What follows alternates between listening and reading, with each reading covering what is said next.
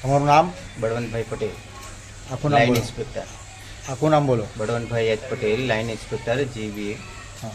અમે બધે એપાર્ટમેન્ટમાં નોટિસ આપી ગયેલા પહેલે 15-20 દિવસ પહેલાં.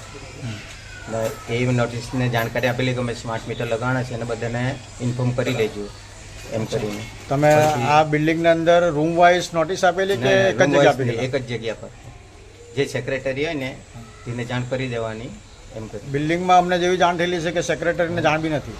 હા, તો અમે એમ કીધેલું કે સેક્રેટરી બહાર ગયેલા હતા તો અમે નીચે આપેલી ને આપી દેજો ને ઇન્ફોર્મ કરી દેજો બધાને, પછી આવશું.